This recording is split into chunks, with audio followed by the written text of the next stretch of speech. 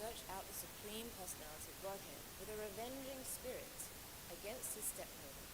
His stepmother had insulted Dhruva, who was not an ordinary person, but a great Vaishnava. An offence at the lotus feet of a Vaishnava is the greatest offence in this world.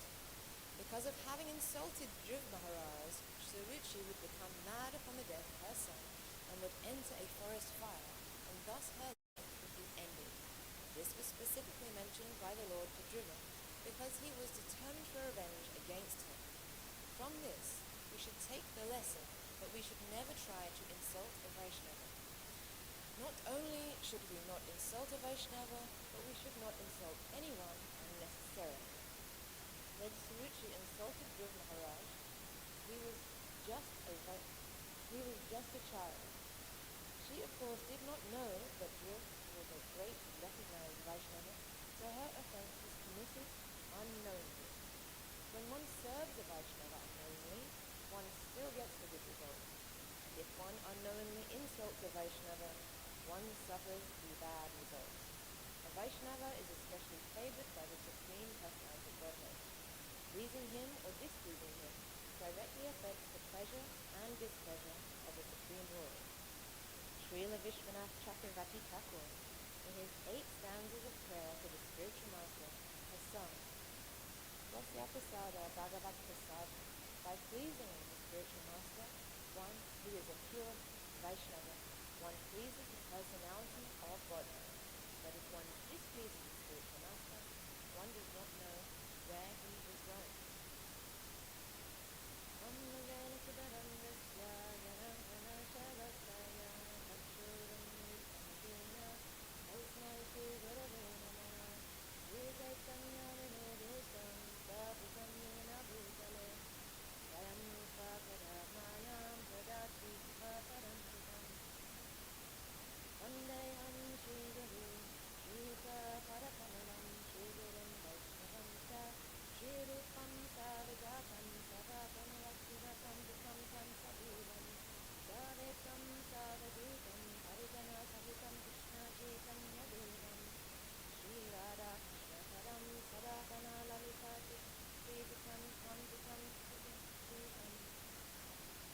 Krishna Karuna Sindhu Dina Bandhu Jagatpate Gopecha Kadita Kansara Kanta Namosute Raptatam Jana Goraindi Rare Vrindavaneshwari Vishvanu Sukutredi Pananami Haritaye Ranchakapa Suryascha Kripa Sindhu Bhuveta Gita Nam Pavradyo Vaishnavyo Namo Namaha Namam Vishnu Padaya Krishna Prasaya Bhutale Srimate Bhakti Vedanta Swami Nityanande Namaste Sarasvati Deve Gauravani Prasayane Nirvisesha Sunyavare Pasyatya Vishasayane Jai Shri Krishna Chaitanya Prabhu Nityananda Shri Advaita Gadadhara Srivastava Gaura Bhaktivinoda Hare Krishna Krishna Krishna Hare Hare Hare Rama Rama Rama Hare Hare. So thank you all for coming here to today's Śrimad Bhāgavatam class. I will try and speak some words of use for us all by the blessing of the devotees and seemingly present. So here we see in Srila Prabhupada's purport there are 2 things which are mentioned here. First off is that Dhruva is searching for Vishnu, and secondly that the insult to Dhruva Maharaj by the stepmother has serious ramifications, so we become more aware of this result. So first off, let's just have a quick look and discussion about Dhruva Maharaj's search for Vishnu. So of course, the entire purpose of the Vedic literature is that people establish a relationship with God, with Krishna, with Vishnu. And the theme of all of the Vedic literatures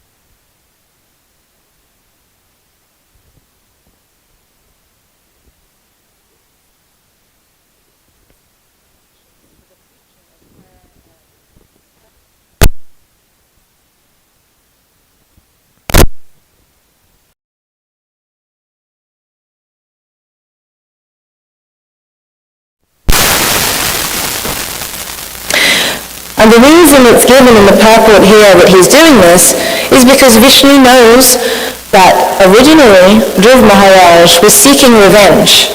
But this was actually the beginning of his journey. It was the impetus which gave him this strong determination to seek out the darshan of Vishnu. And to do that, of course, he had to actually become Krishna conscious and do devotional service.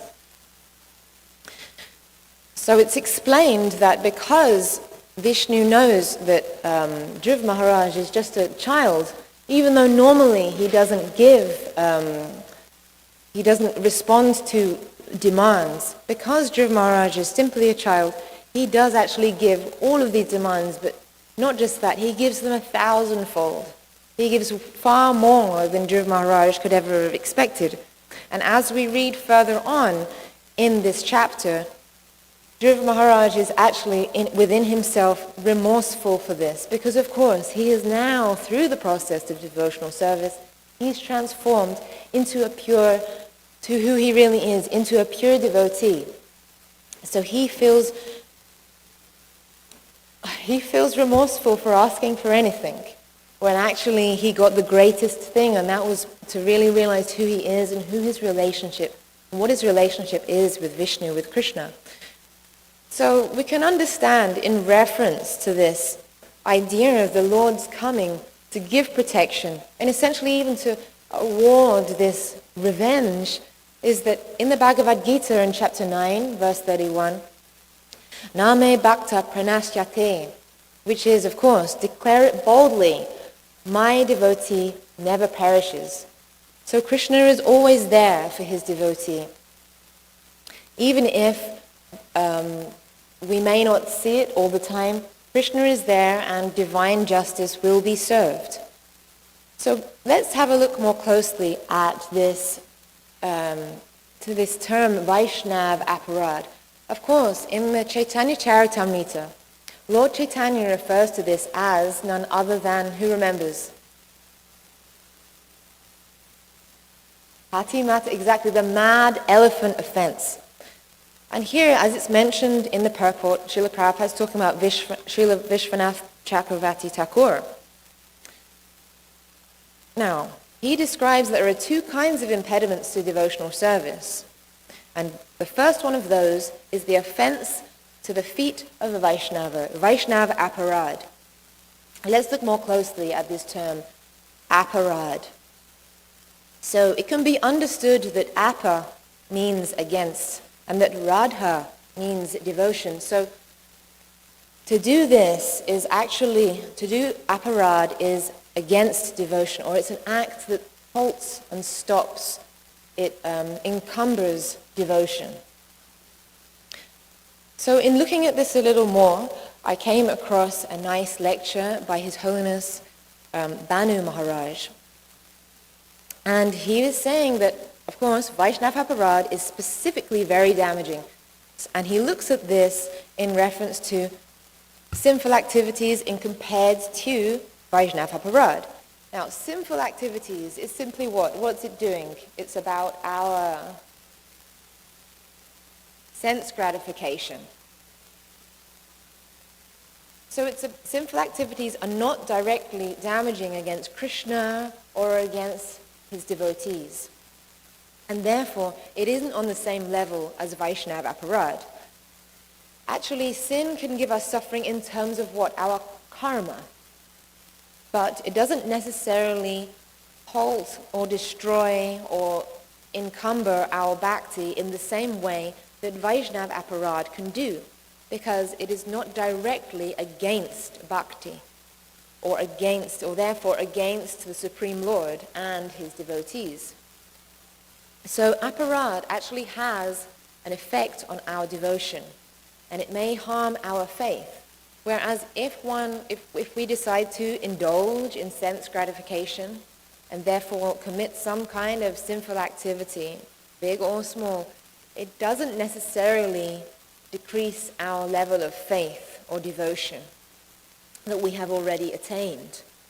So of the two things, aparad is understood to be more harmful than sinful activities because it is directly against devotion. Furthermore, aparad may slow down our process of bhakti if we do it inadvertently or even by an accident rather than even deliberately. Because when the attitude becomes hostile, then it becomes aparad with a capital A. So in other words, when we deliberately commit aparad, of course, it is much, much worse, and the ramifications become tenfold worse. It is very destructive, and it will not only slow down our bhakti, but it could in fact destroy our bhakti. Of course, as Vishwanath Chakravarti points out, our Krishna consciousness is eternal, it cannot be destroyed. But by committing this aparad, it is very detrimental and destructive. Which is why the hostility towards a Vaishnava has the same effect. And aparada is therefore known as that mad elephant effect, mad elephant offense, that which can wipe out bhakti. So when, the mad elephant, it comes from herds of elephants. Occasionally, when it's a certain time of the year, they will, especially the males, they get certain kind of emotions going through their bodies, and they will destroy entire gardens and crops of villages, or even the settlements. They will just go through. There's even videos. I've seen a video of an elephant.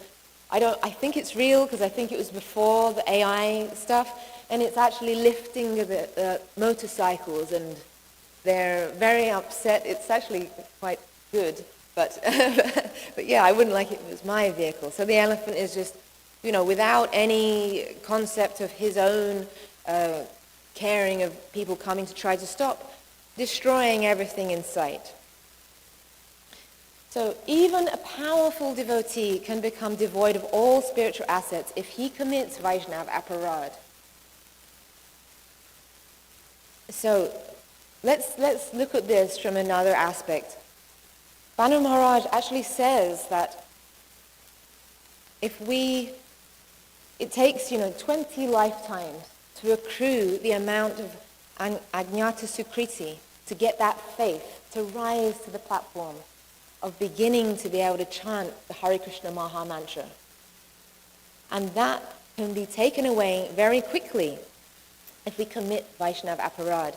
And we may have to actually start over again. So that's another 20 lifetimes.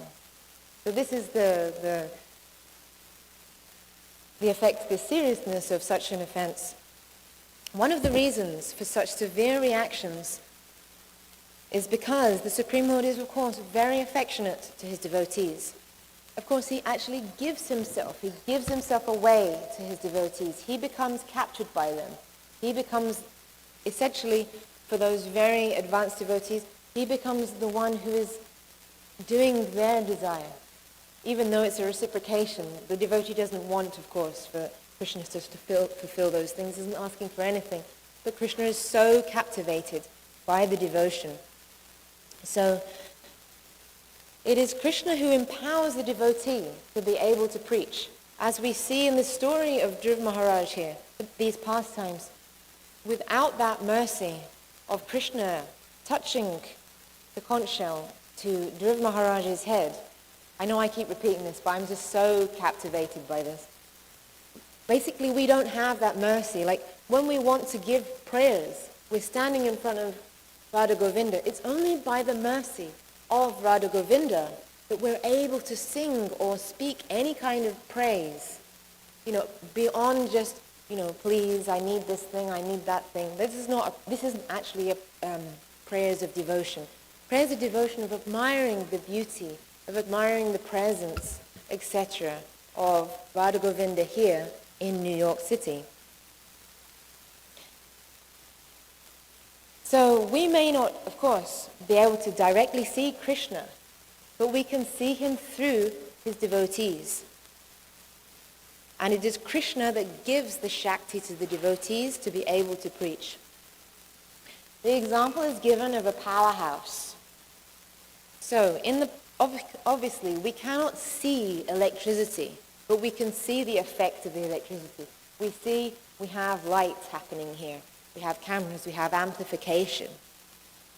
we can see its effect. So similarly, we cannot necessarily see Krishna's mercy at any given moment, but we can receive it by his devotees. So again, just to reiterate, our Krishna consciousness is of course eternal, but it cannot be destroyed completely. However, it can be hampered by the offense of Vaishnava aparad. Now, Srila Vishwanath Chakravarti Thakur explains that there is another kind of impediment to our spiritual life, and that is when the Lord actually personally creates such an impediment. So can anyone think of an example of that? So we have the example of course, Jai and Vijay, who had to take birth, 3 births, not just 1 birth, but 3 births as demons. So another thing which is interesting in this context is just to think about. The thing is Krishna still came in every one of those situations and recognized them as devotees, gave them his mercy. So we can understand that despite that, there's actually a very low threshold that Krishna has. He's so merciful to his devotees. He will always come again and again to try to alleviate our suffering and essentially to remind us of our true relationship with him. In other words, Krishna has a relatively low threshold in considering who is a devotee. So of course, on one hand, we can see that's wonderful, this is very merciful, which it is. But it also means we have to be very aware to not commit offenses to any persons, because we are not privy to the knowledge of who anyone specifically is. So later on in this 4th canto, we have the pastimes of Prithu Maharaj, who is the ideal king, who ruled his citizens very nicely in accordance with the Vedic scriptures.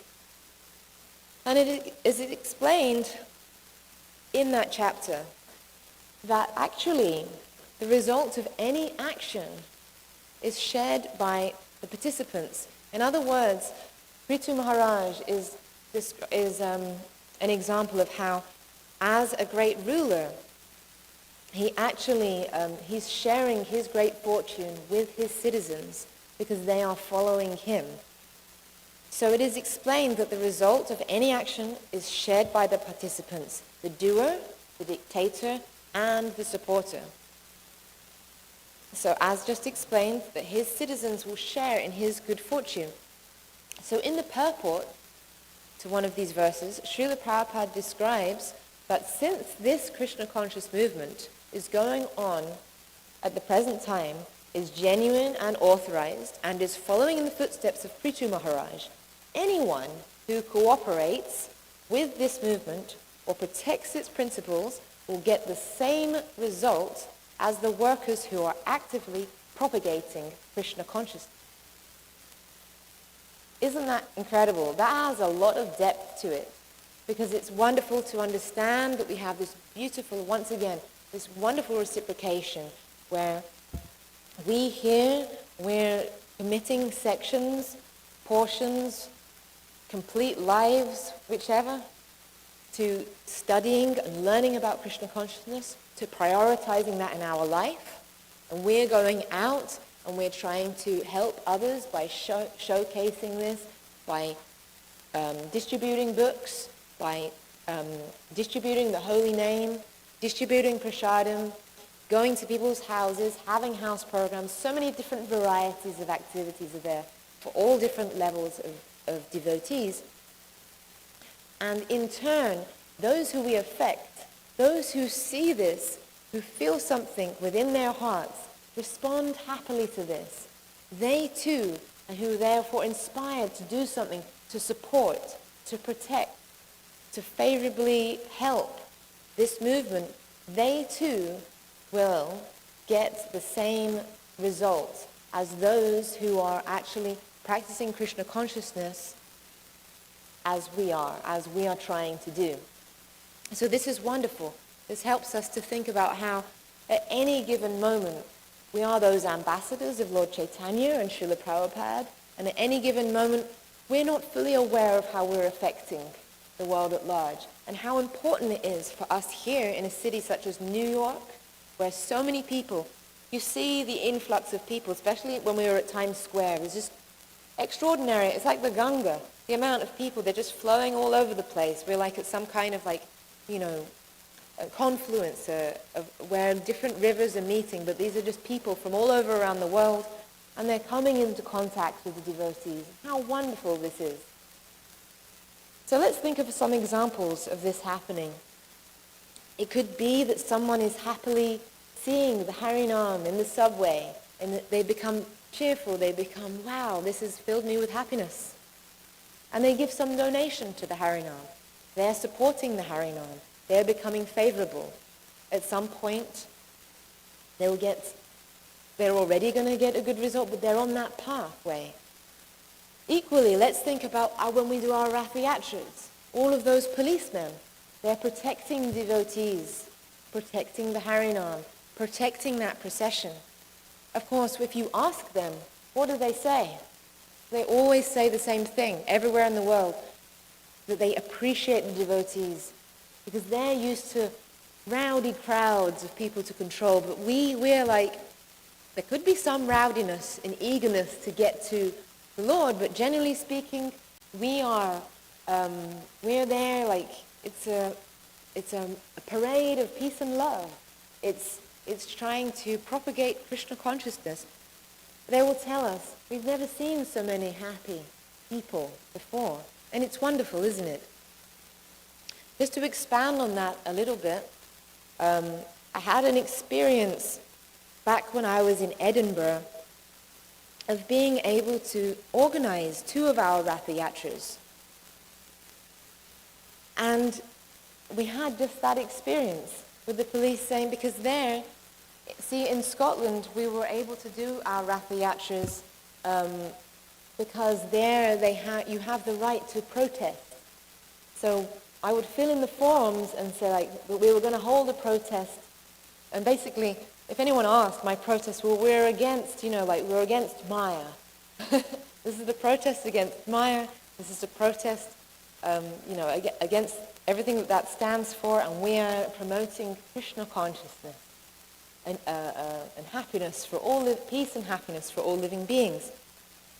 So there was actually the second time that we did our Rath Yatra, we were not fully, it's courteous, of course, when you do a protest to give, to select permissions and to get full paperwork. But it's, of course, as well, protests can also form spontaneously. So the second time we did, it was more in the latter. It was more, you could say, spontaneously. And I have another.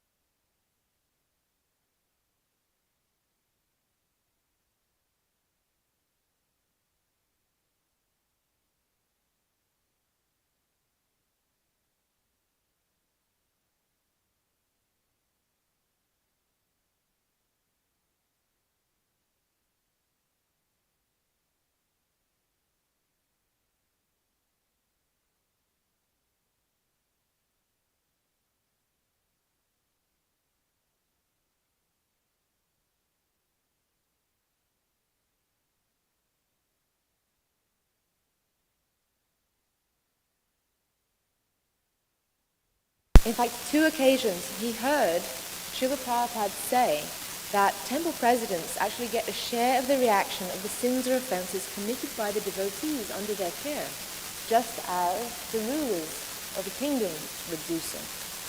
So Kaladri said that one time he heard 20%, another time he heard 50%, so he became concerned about this, of course, about is it 20% or is it 50%? 50% seems like quite a lot, significant. And he was thinking about all the different things that are going on, and oh my goodness, is this, am I going to be held responsible for this? Am I going to accrue 50% of these misdeeds? So when Srila Prabhupada came back to visit in New Vrindavan, he asked Srila Prabhupada, does the temple president get 50% of the sinful reactions of any of the offenses committed by anyone in the temple? And Srila Prabhupada replied, why only 50%? So, and it was just left open like that. So, let's just recap on this. So, Vaishnava aparadh is far worse than sinful activities. And secondly, thinking well, protecting, helping Vaishnavas gives great benefit and ultimately gives the same result as for Krishna-conscious devotees to those who are actually choosing to be favorably engaged, to those bystanders that take part, to those police people, to those who comment nicely, to those who help to further our movement. Later on today, we'll have some very nice visitors to our Sunday feast program, and we will talk about just an example of something that's happening soon for none other than Srila Prabhupada's Divine Appearance Day, where we will be taking part in the India Day Parade. And we are being so nicely facilitated to be able to do this. So we'll save that for later on today. So I just wanted to share a few more stories that I have, that I thought of when I was reading this verse. And I just briefly mentioned it before about His Grace Parashuram Prabhu and how he actually organizes many of the nice Rath Yatras that go on, particularly the smaller ones. He enables smaller yatras to be able to have Rath Yatras in their towns and their cities up and down the country. And it is very wonderful. He also comes every year to the King's Day Harinam that happens, which is a project which is started off by His Holiness Kadamba Maharaj, happening in Amsterdam around the 3rd week of April.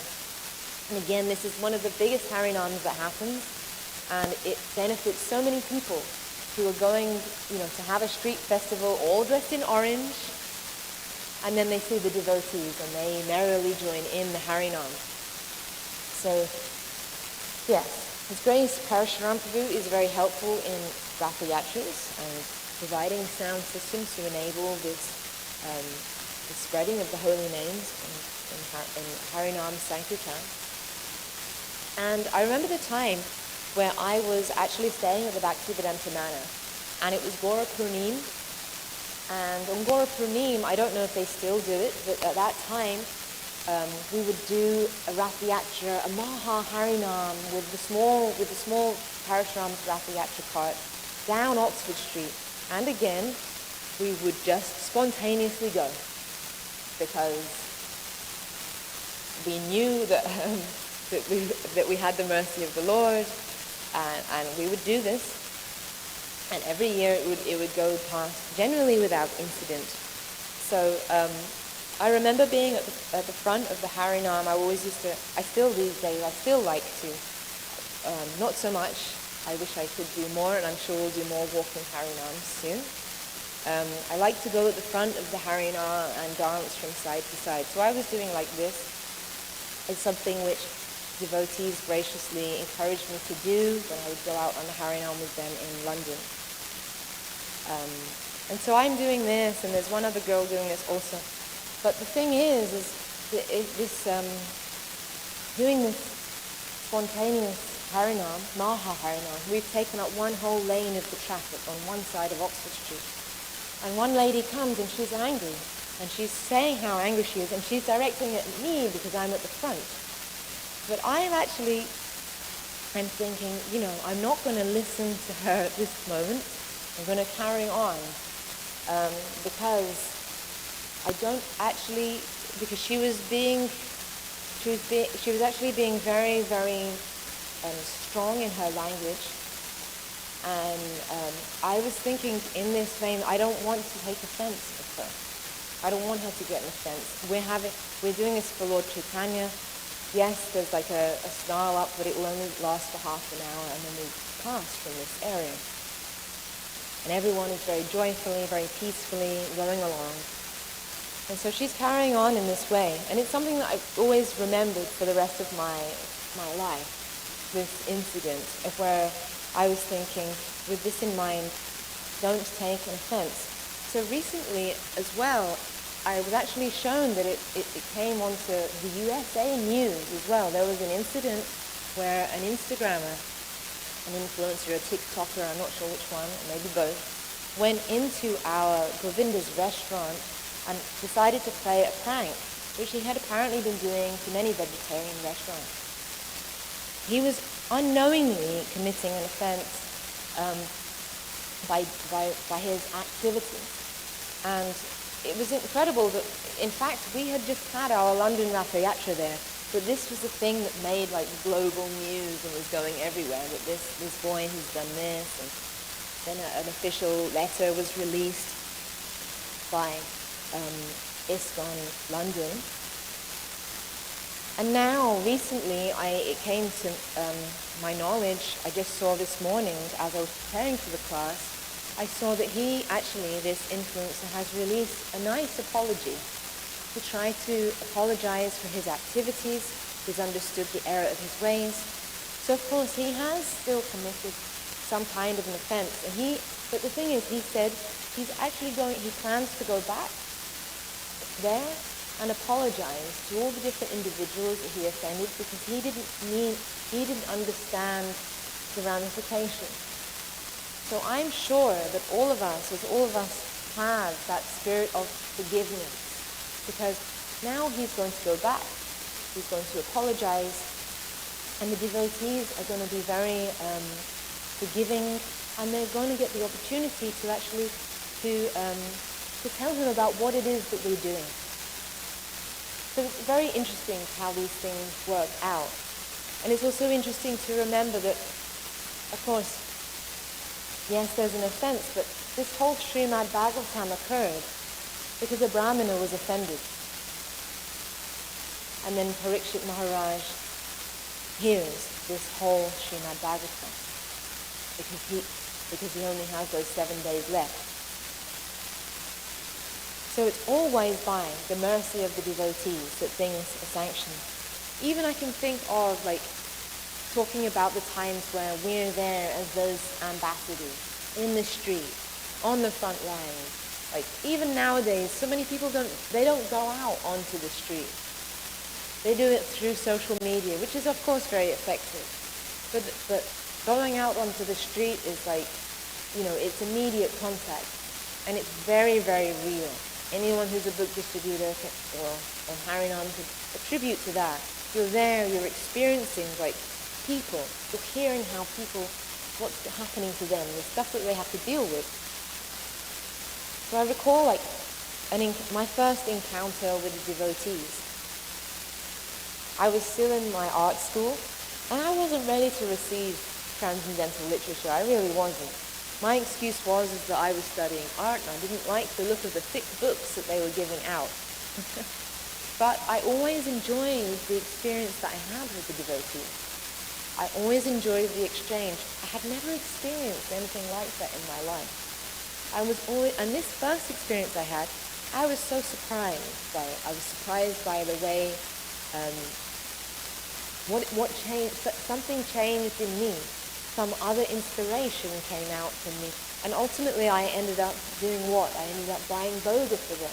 I didn't know what boga was. I didn't know what ghee was or gur, but I went along anyhow. And I did this service unknowingly.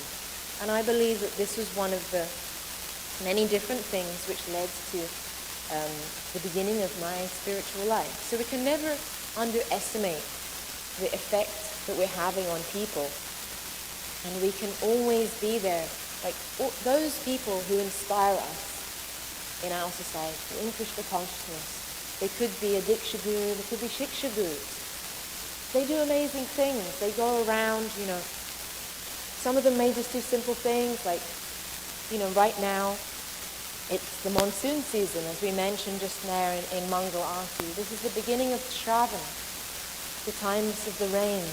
And this is marked by the festival Hari Tej, which is beautiful with the many leaves darshan, all the mango leaves, all the greenery, this forest side is beginning to happen.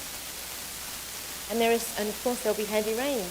Not everyone is prepared in a place like Vrindavan for rain. It's normally a very dry, arid place. So there are some devotees who will think, I will get, 100 umbrellas and I will distribute these to all the Vaishnavas, even those who are just serving the Vaishnavas, so that they don't have to stand in the rain or find some, a little nook and try and stand there whilst rain just pours down in front, because when it rains in a dry place, it floods even. We even experienced flooding here just the other week. So, the Śrimad Bhāgavatam, as I just stated, the very recitation of it is due to the fact that some offense has been caused unknowingly. So ultimately Krishna has a divine plan which we are all a part of, and it's completely beyond our comprehension. We may get little moments where we are able to think, I can see Krishna's hand in that. And how do we see that? Often we see that it's through the devotees, through the spiritual master, that we are actually able to see that mercy of Krishna and comprehend just a little tiny aspect of that great plan. But we can always be reassured of the fact that as his devotees, we will ultimately always be protected. No matter all the different crazy things that go on in the world, ultimately, even if our our covering gets destroyed in some way, our eternal self is protected and is on that path, going towards Krishna, going towards understanding our divine relationship. And that only by our positive interactions with one another, with bystanders, with people who we may not know yet are actually Krishna's devotees. As I said, we don't fully know, because Krishna's mercy is so great, who he may refer to or believe to be his devotees. So those positive interactions with one another and with those persons benefiting our movement, not just for our lifetimes, but the lifetimes of all jivas several times over. So, on that note, I will open this up for any comments or any questions. Yes, Kanagopal. Just a moment, we're just going to provide the microphone so that we will get more from here. Hare Krishna. How do we guard against offenses that are committed unknowingly? For example, I'm thinking of the pastime of Haridas Thakur, when the Muslim landowner sent the prostitute to have him fall down. He actually tolerated the offense of the landowner and didn't actually take offense. It was Nityananda Prabhu who got angry and kind of fulfilled the ramifications for that offense towards the Muslim landowner. I think there's the pastime is like whole town burned down because of that offense he committed against Haridas Thakur. So how do we guard against offenses committed to Vaishnavas unknowingly? Because they're so forgiving, we might not realize that we've committed offense. Very good question, Kanagopal. So, ultimately, as long as we know that our spiritual life is all about the intentions that we have within our heart. So even if we may commit an offense like outwardly, as long as Krishna is there, Paramatma within our heart, as long as it's like within us, we're trying to be Krishna conscious. Our endeavor is to be Krishna conscious. Paramatma knows that. And even if we outwardly commit an offense, for an example, we step on it can happen oftentimes visiting the holy Dham. Everyone pays obeisances, and you're standing up, and then you trip over different Vaishnavas, you knock them, and you try to do the thing that you're meant to do by the forehead and trying to find the right shoulder or the right arm, however, to say, I'm sorry, I didn't mean. But some people, ultimately you see they're upset. They're upset by this, because it's like suddenly it's a jolt. The thing is we didn't, even though we've done it, we've done this outwardly, we didn't intend for it to be, even though we've done it like unknowingly, because we don't know who that person is and we didn't mean to do it. Our intention was never like to cause an upset to a Vaishnava.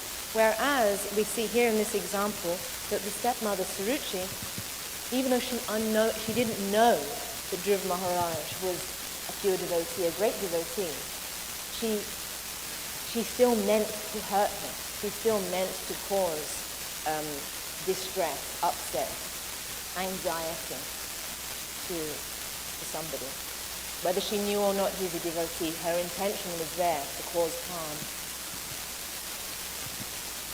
So basically, as long as we strive to keep we have the intention to be on that level of Krishna consciousness, of intentions to bring others, to bring ourselves, and to bring others towards Krishna.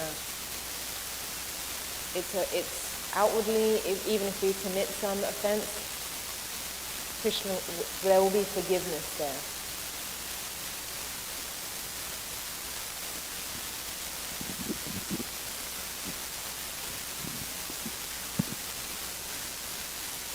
Hare Krishna Mataji. Thank you for the class. My question was I had two questions. Just one follow-up on this is what you have to do if you are on the receiver end of what Prabhuji said. If you're the receiver of somebody else. Yeah. What should we do? Like what our mindset should be? And another question was when you are with someone has a family setting or in that, so you do like lot of daily activities, and in that sometimes the other person might do something wrong, and which they repeatedly do the same mistakes again. So like at the moment we might feel some bad sense towards them, but we didn't want it to, but then we realized, we did something wrong to them. So the second thing is that somebody, it could be a family member, for an example, keeps repetitively doing an offense, and perhaps they don't seem aware of this, and how do we correct them? Or say we are doing some service together, and he's not doing or she's not doing in a right way what we expect them to do, then we make an offense towards them, thinking that, why you're doing like this, why? And it's like having... We make an offense by the way that we choose to try to correct them. Okay, so the first one was what do we do if someone unknowingly or even knowingly, basically if someone commits an offense to us. So it's advised for the person who commits the offense, if someone commits Vaishnava aparad, that it's actually written that we should actually go down on our knee and beg for forgiveness from that Vaishnava who we have done this to. So on the other side of the thing, if we are that Vaishnava who someone has, made an offense to, oftentimes the way that, as we heard there with Kanagopal, who gave the example of Srila Haridas Thakur, he doesn't want to see the offenses because he's concerned about people progressing in their spiritual life. But of course, the Lord, it's still there. But as we can see here in the example, because Dhruv Maharaj, he was actually like, I'm hurt and I'm seriously hurt by this. And so the Lord understands that. He gives that vengeance. So it makes it more extreme. The reaction can be there.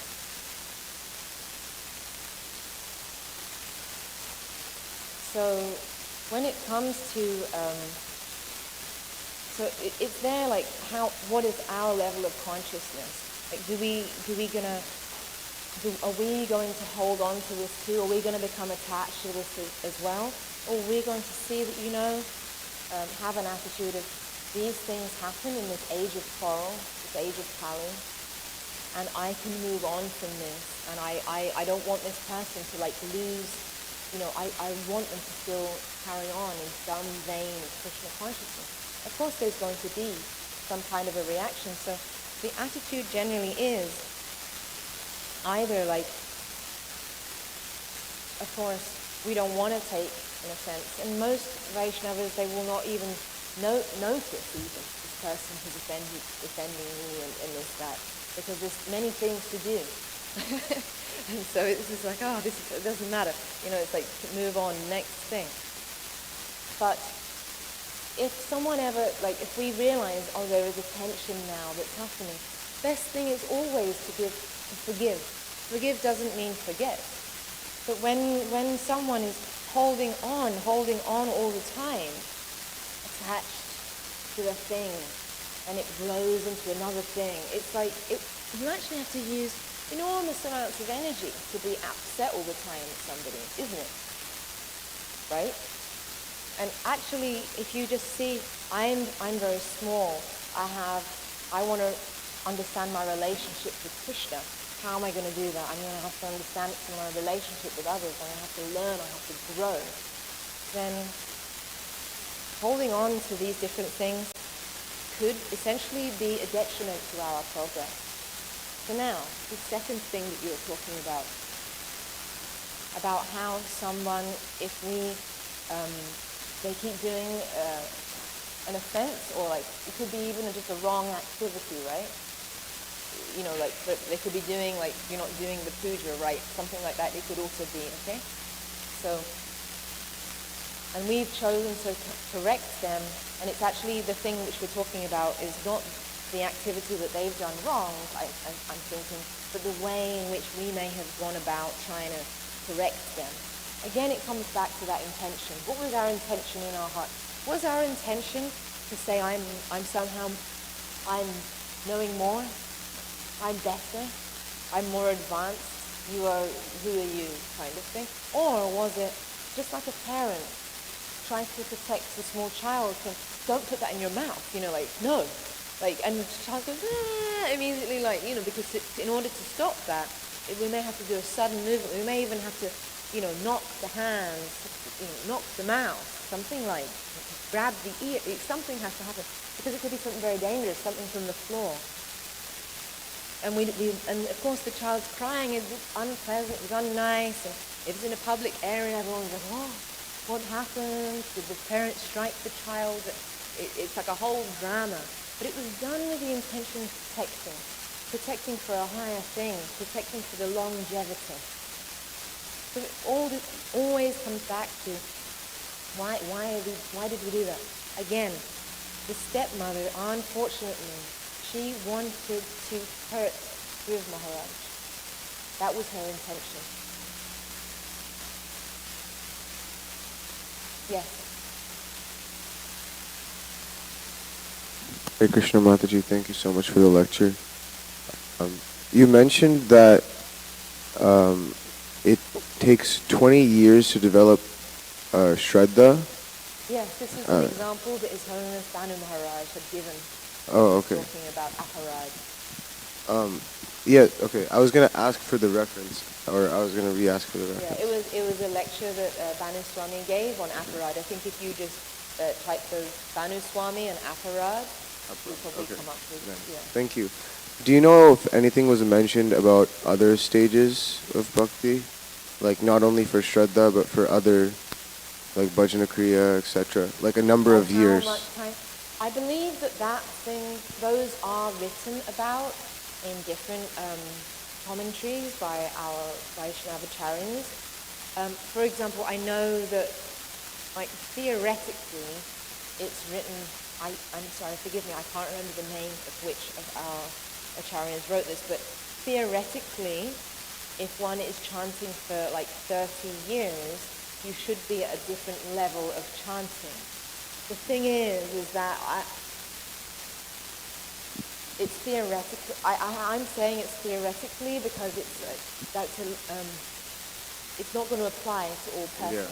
Yeah. It's almost like slightly a mechanistic way of trying to analyze it like that. So, yeah. Yeah, thank you so much. Yeah. Are there any other comments or questions? Okay, thank you. Srila Prabhupada ki, Śrimad Bhāgavatam ki.